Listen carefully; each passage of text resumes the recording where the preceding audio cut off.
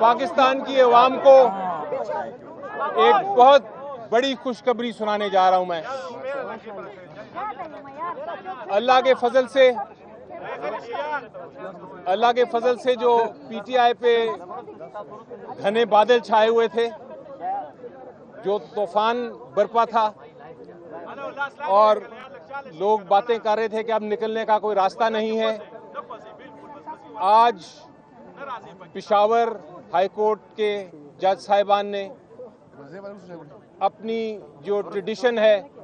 उसको कायम रखते हुए, हमेशा इंसाफ का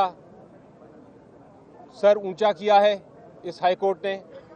उस ट्रेडिशन को कायम रखते हुए आज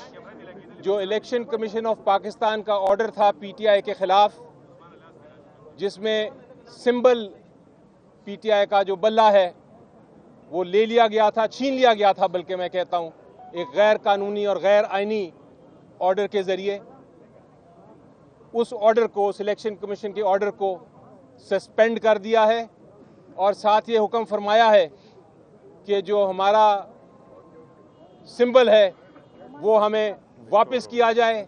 रिस्टोर किया जाए, और हुक्म किया है कि हम अब उस बल्ले के मुताबिक अगली तारीख तक इलेक्शन लड़ सकते हैं। अल्हम्दुलिल्लाह।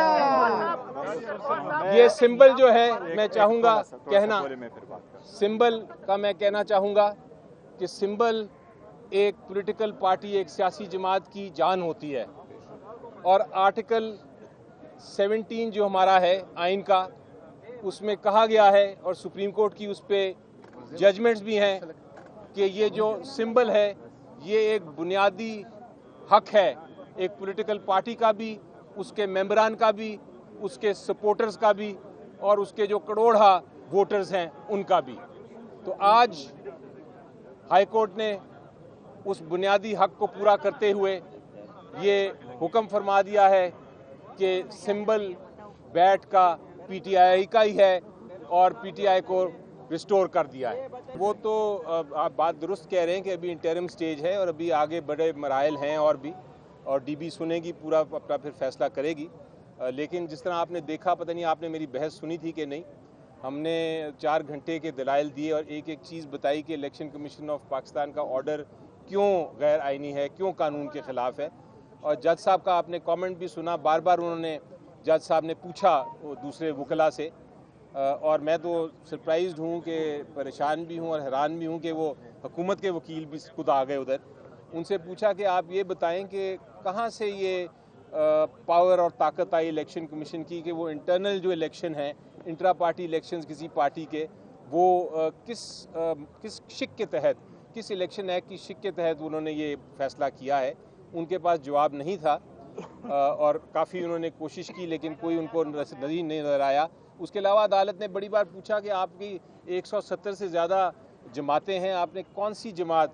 इस पीटीआई के अलावा किस जमात के ख़िलाफ़ ऐसी कार्रवाई की। बल्कि जब ये जिक्र हुआ तो मैंने कहा अदालत से कि ये सवाल मैंने इलेक्शन कमीशन को भी पूछा था, और इलेक्शन कमीशन ने मजाकिया तौर पे मुझे ये कहा था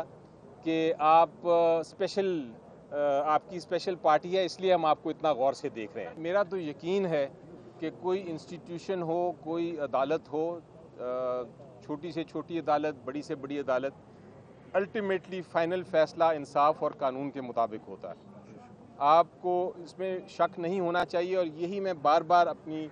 कौम को भी बताता हूँ, बार बार मैं यही इल्तिजा करता हूँ कि हमें यकीन रखना चाहिए अपने आइन में और कानून में। एक्सपीरियंस आप देखेंगे, मेरा पिछले 2 साल जो हुए हैं, कम अज़ कम 22 केसेस में आपको गिनवाता हूँ मुख्तलिफ़ अदालतों से, चाहे लाहौर हाई कोर्ट हो, चाहे सुप्रीम कोर्ट हो, चाहे इस्लामाबाद हाई कोर्ट हो, वहाँ से, और अब पेशावर हाई कोर्ट भी, वहाँ से फ़ैसले हमने आइन और कानून के मुताबिक किए हैं। चाहे वो डिफेक्शन क्लॉज की जजमेंट हो, चाहे वो पंजाब असेंबली को रिस्टोर करने की जजमेंट हो, चाहे वो जो इलेक्शन सिंबल्स की जजमेंट आ जाए उसको हो, अदालतें हमेशा फैसला करती हैं इंसाफ के मुताबिक। इसलिए ऐसी कोई अगर बात करता है तो गलत बात करता है। इलेक्शन कमीशन के वकील को दोपहर को हमने सुबह ही बल्कि अपनी पिटिशन की कॉपी दे दी थी, उन्होंने खुद चूज़ किया नहीं आने का। بدقسمتی سے میں الیکشن کمیشن آف پاکستان کے خلاف بات نہیں کرنا چاہتا، کیونکہ میں جیسا میں نے کہا انسٹیٹیوشن کے خلاف بات نہیں کرتا، لیکن اس کیس میں الیکشن کمیشن آف پاکستان کا جو فیصلہ ہے لگتا ہے جس طرح کہ وہ مخالف ہیں. یہ نہیں لگتا کہ جس طرح وہ